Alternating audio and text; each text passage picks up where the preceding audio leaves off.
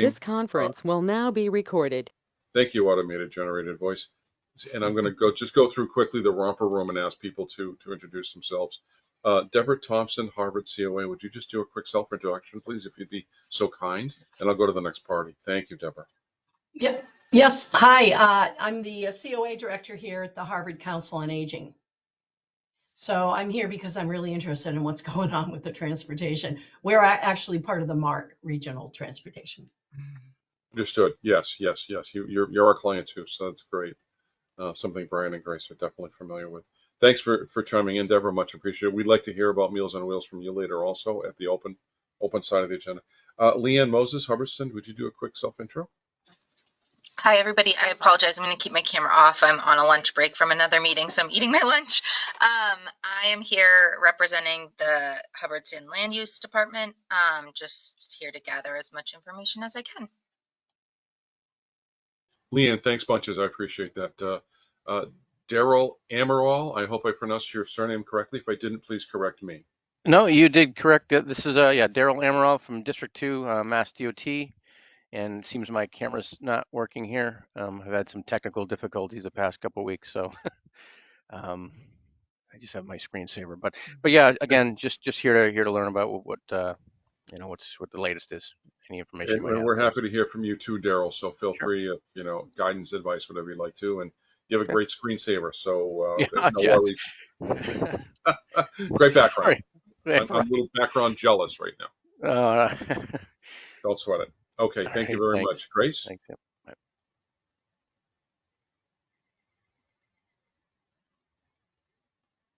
Mike is not unmuting. Hi, everybody. I'm Grace. I'm in the Transportation Department at MRPC.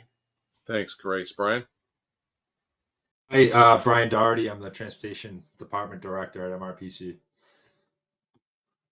Peter, you're first in, but you get to be the anchor for self-introduction. Okay, very good. Yeah, Peter Cunningham, MRPC member from Groton, member of the Board of Select Board in Groton. Excellent. Thanks for all that. So very quickly, I'm going to hit the highlights on 5 points. I'm going to try, because I'm relatively new to GoToMeeting, so I'm going to try to hit the share button, share my screen, and let me see if it actually works, and hit share again. And can folks let me know when you can see the screen if you'd be so kind? We can see it. Yeah, got it. Thank you very much. So if anybody wants this, I can email it out later, but it's just notes to myself to make sure I stay focused. Transportation funding for infrastructure improvements and planning. So we did receive a letter in early May or late April from Federal Secretary Duffy from DOT that it went out to all federal DOT grantees and consultants, contractors with federal DOT. And telling us don't interfere with U.S. Immigration and Customs Enforcement or ICE, don't implement DEI, and follow the Civil Rights Act. Those were the highlights. The letter's available. If somebody wants it, I can push it out to folks. Let me know. There's nothing to me really new in the letter other than this is pretty much what the federal government is telling many grantees what to do and not to do. And they basically say if you violate any of the requirements, if you follow this law we told you not to, and you don't follow this law we told you to, then we'll terminate your funding. So the reality is that this letter has also gone to MassDOT. I will close by saying that at the Mass Association of Regional Planning Agencies, the head administrators of each agency, the EDs, meet monthly. We discuss this. We discussed this recently, and we are waiting for guidance from MassDOT. Let me get a sip of water. I apologize for coughing. That's better. Sorry about that, folks. And we're waiting for guidance from MassDOT for how they're going to proceed, whether they're going to sign the next contract. So they basically are putting this in a provision in the next contract that we'll have to sign for October 1st, which will run from October 1 to 9/30 of 25 to 26. That's all I have right now on that. Let's see. Number 2, the federal government terminated a broadband program for rural communities known as the Digital Equity Act Capacity Grant Program. So they terminated that with Mass and then with the Mass Broadband Institute, or MBI. Then Mass Broadband Institute, middle of May, sent all of the grantees, including MRPC, a letter saying this program has been terminated. And I thought that all of the we have been doing digital equity planning, or DEP, for at least a half a dozen communities or more. So I thought that that funding was terminated. However, our planning money continues for at least 5 of the 6 or 6 of the 7 communities, because we are funded through MBI from ARPA funds. So it's old money that has not been terminated or clawed back by the federal government. So that's just a quick FYI on that. May 9th, the National Telecommunications NTIA notified MBI of this, and then they notified us. It does affect one town that we're doing digital equity planning for, that is the town of Townsend, but the other communities were still able to proceed and do some more planning work and hopefully some implementation work. We'll see where that goes. The third, economic development, we were told a couple of months ago from our economic development representative with EDA that the annual allocation of entitlement economic development planning funding that the MRPC has received since 2003 or 2004 was paused and was under review. And I just received an email about a week ago from our economic development representative, or EDR, Deb Bevan, that basically said for those existing grantees and for those forthcoming grantees. So it sounds like the faucet might be open again for economic development planning and infrastructure funds. I'm watching that closely. We don't have an invitation to apply yet for our next 3-year EDA planning grant. So that's MRPC specific. What's also been paused are EDA grants that I call pipe in the ground money, or infrastructure construction funding that actually builds the business parks. We've received no word on whether that funding exists, terminated, paused, or see us next year or something. So I'm trying to get an answer, but the only guidance we're receiving is about termination of programs or pauses in programs. And then I'm hoping some of these pauses and terminations will be overturned and the pauses will be lifted. We will see. But I have nothing official, and from state agencies. Also, we do have word from, I should say this is not on the agenda, but we had been told to pause our Environmental Protection Agency brownfields planning funding. We do assessment work for communities. EPA and Peter, this is specifically for you and all communities, but the EPA brownfields assessment program, we've been told directly by an EPA representative last week who came out to visit us before she retires. Christine said, rock and roll, go ahead again. So this is old funding, and please continue. So right now, Peter, we've gone from like a 3-month pause to, we will now be reopening up to all communities the acceptance of environmental site assessment applications from communities to study brownfield sites, old gas stations, old industrial, whatever. So we're going to go full tilt on that over the next couple of weeks and move that forward. So that's good news, Peter, and for other communities as well. Yeah. The BRIC program, Building Resistant Infrastructure in Communities program, has been discontinued by FEMA. I'm going to scroll down and watch your eyes. They're discontinuing BRIC. What's BRIC? The bottom line is it's culvert money to move water under roads from point A to point B in times of flooding events and so on.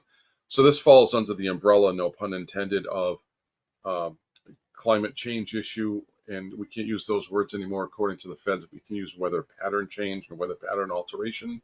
We can also use the term space weather. Space weather? Space weather being the sun putting out plasma affects our magnetic fields and it interferes with our electronics here on Earth. So I had to Google it, but I literally have a letter from FEMA or another agency that says you can use space weather, but you can't talk about climate change. Okay, that's cool. So those were the 4 programs I wanted to make sure that I reviewed with you folks today. I will stop the screen share in just a moment. Stop, and we should be back. So yeah, that's it. I now see hands. I see all the romper room, and Peter has his hand up. Peter, go ahead, sir. Yeah, just real quickly, Glenn, on the digital equity thing piece, because that was huge. Is there any pushback on that? Do you know? Is that because that has nothing to do with equity or anything like that. That was just providing a Right. service to communities that were underserved and didn't have broadband. Yeah, the reality is that some of my takeaways for what they were worth, staying very objective, is that my gut tells me that what is going on is Massachusetts and some other blue states are being targeted. You can see that not just in the news media, but just read the source, read the executive orders. The equity is a buzzword in 1600 Pennsylvania Avenue at that location. The third thing I want to say is that it is normal. A lot of this is, I'm frightened to say, but I'm afraid to say, a lot of this is normal. Over the last 39 years, I've observed when the Democrats come in, they don't like certain programs and they target those programs. When the Republicans come in, they don't like certain programs and they target those programs. And within 6 to 9 months or 6 to 12 months of each administration taking the White House, they then realize that there's some benefit to a program. And then they typically halt it and then they reinstate, or they halt it and then they modify. I remember vividly the first time George W. Bush took office, and what he did was the Republican administration was not enamored with the Brownfields program. They were not enamored with EDA. So for me, this is nothing new. But what the Bush administration, the first term of GW, the son, did was they redefined brownfields. Now, brownfields in 1998, 1997, when the program started, a brownfield is a site that's underutilized or abandoned, and it's either perceived to have contamination or it's contaminated. So that was the definition that was from the late 90s into the Bush administration. And then they expanded the brownfields definition. They paused it, expanded it, and then refunded it. So this is kind of relatively normal for administrations to do this. I'm being objective because the D's do it and the R's do it. Okay. Having said that, there are more extreme cuts. Massachusetts is getting assaulted, but we typically do with a Republican administration. Whether there's more venom in it right now, I mean, that's for pundits and politicians and newscasters to talk about.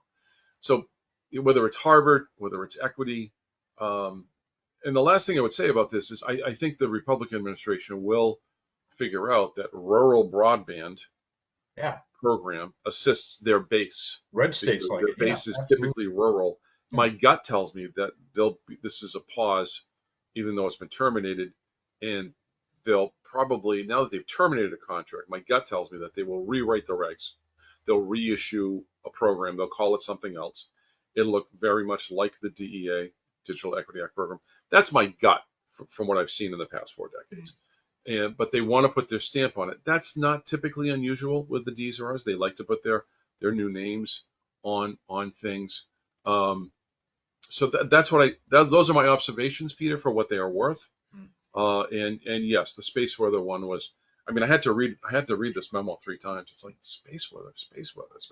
Are they talking about the sun? And I googled it and saw, yeah, it's about the sun's magnetic field and its effect on our weather. The weather from magnetic fields in the world. So it is what it is. We're going through. We're learning stuff every day. A lot of the rest of the afternoon, I have to go back to the WhiteHouse.gov site for the executive actions and continue to read. Though there seems to come out 1 to 10 a day.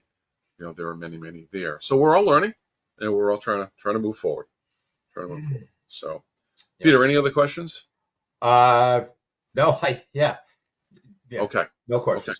Okay. Deborah, thoughts, questions, comments? Can I ask you Deborah, a question, and then talk about whatever you'd like to?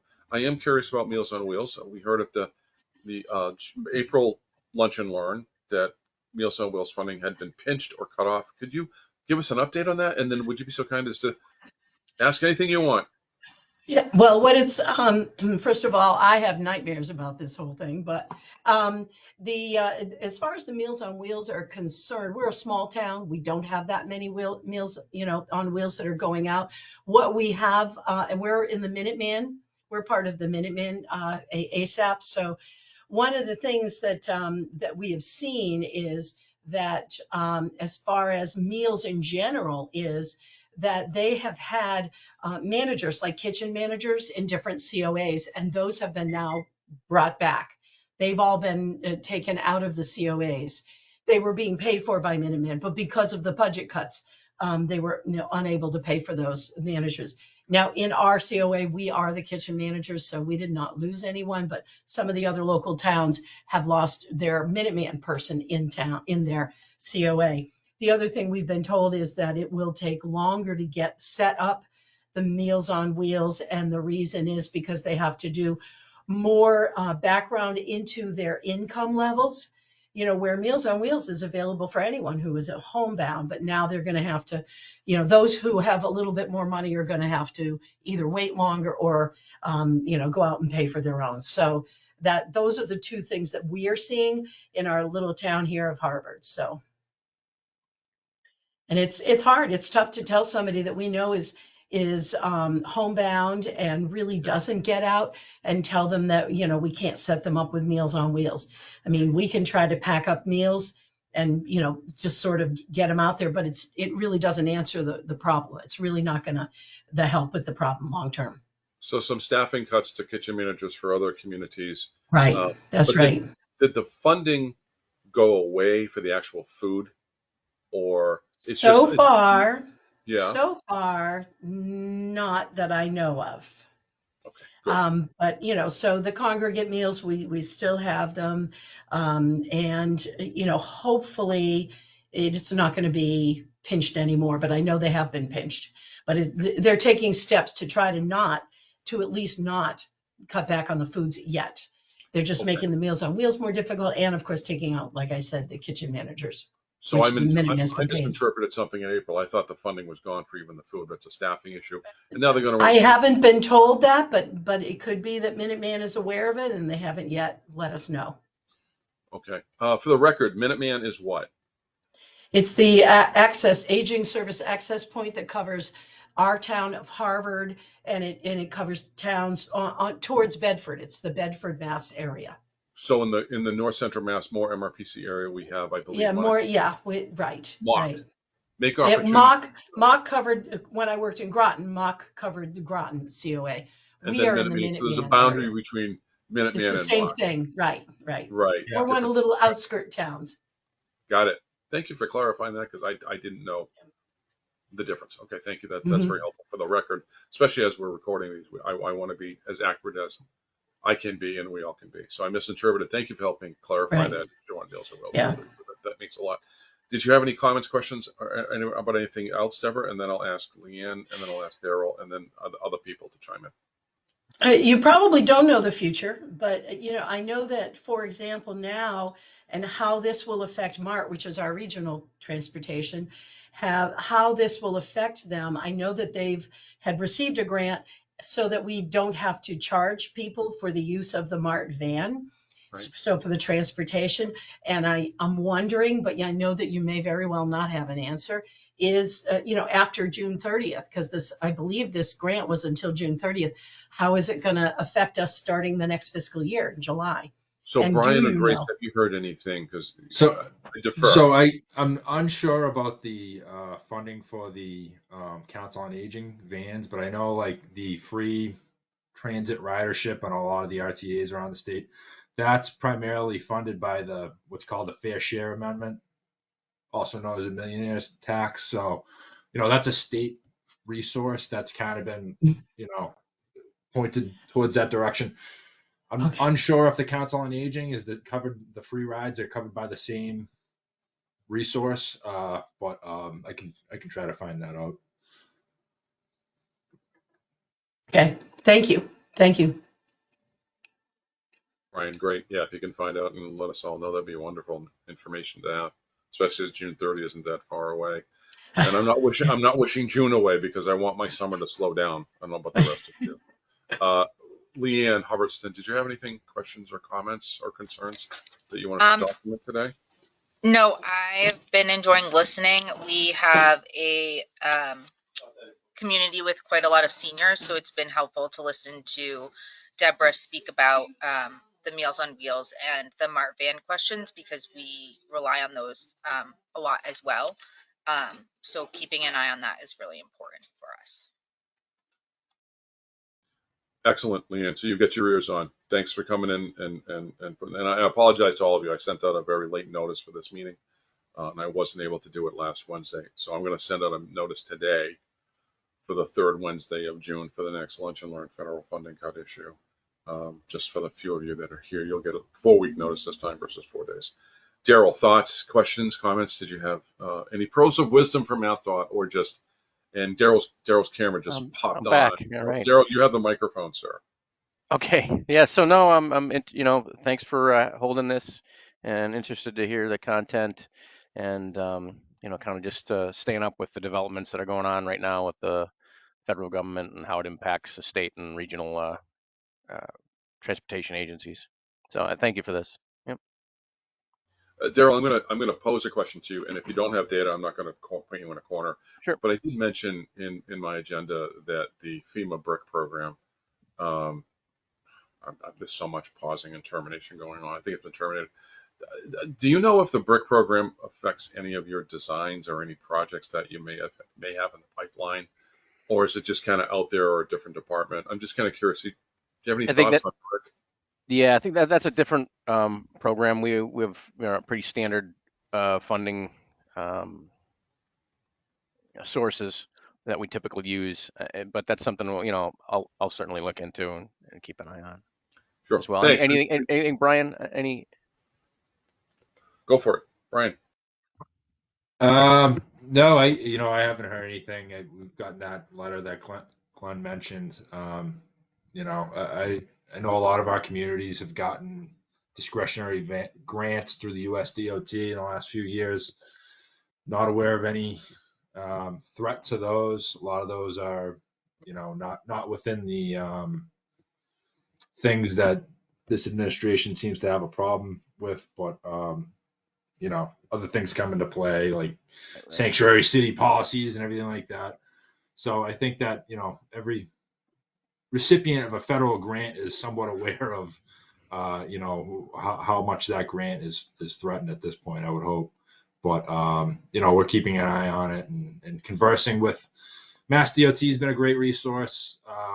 Federal Highway and FTA, there's a lot of turnover right now at the local offices, but, hopefully we get back to some sort of a equilibrium where we're more confident in the information. Right. Thanks, Daryl. Anything else? Questions or comments? Or are you still absorbing? No, you okay? I'm good. Yeah. You're good. Very good. Peter has his hand up, so I'm going to go back to Peter. Go ahead, Peter. Yeah, thanks, Glenn. Yeah, I just wanted to follow up on a point that Deborah was making about the Meals on Wheels. I texted our Council on Aging Director, Nicole Cervello, and she said that they are hearing, or people, no new people. People are getting waitlisted, so they can't sign up new people right now. And they've also had, this is through Mock, and they're also having issues with, I guess, kitchen managers too. So that's consistent. Peter, that's great information, especially for the recorded. Brian has his hand up. Please, Brian, go ahead. You're muted, Brian. There you go, sir. All right, I just did a quick search, Deborah, on the Council on Aging funding for drivers, and it is an eligible expense under the Fair Share Amendment. That bucket of money is, doing pretty well. I don't think it's going anywhere, so I'd assume that that would be a likely program to continue on to the future. So it doesn't seem like it's federal money. Good. Thank you, Brian. Thanks for checking that and letting us know so fast. Sure. MRPC, like a drive-through, better than McDonald's, better than you for McDonald's, I guess, right? Better stuff. Brian, keep going. I'm going to try to wind it down. Brian, did you have anything else, please? And then Grace, and then I'll end with Peter, if that's all right, folks. No. You're good? Awesome, dude. Awesome. Grace, And then Yeah, I just think Peter, there's go ahead, some. Grace.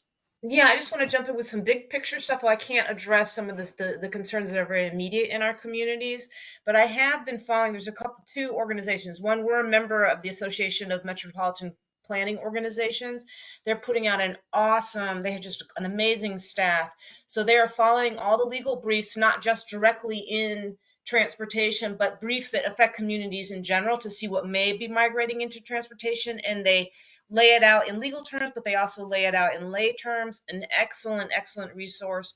I'm actually feeling very, very heartened having read some of the legal briefs that are out there now, basically pushing back on federal government overreach.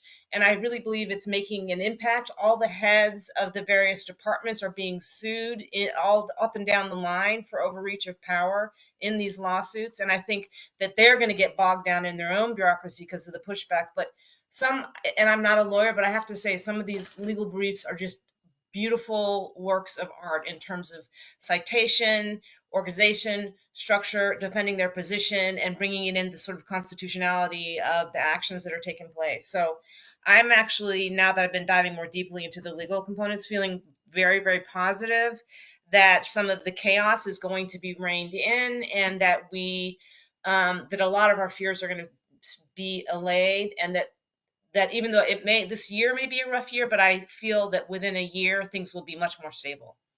So I just want to put out a note of optimism based on what I've been reading. So Grace, that's a great point. The AMPO emails I find helpful. The Friday docket emails, I think something like that they call them.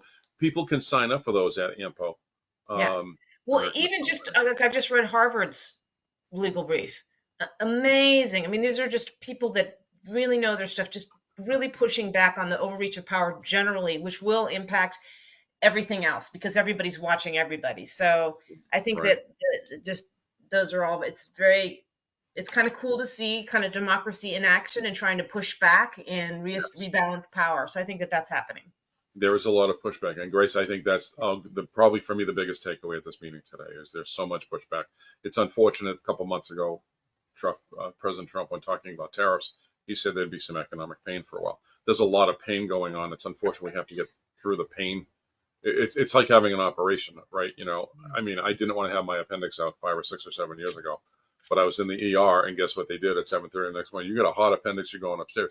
Okay, let's rock and roll. But so there's pain or discomfort, but I was better for it.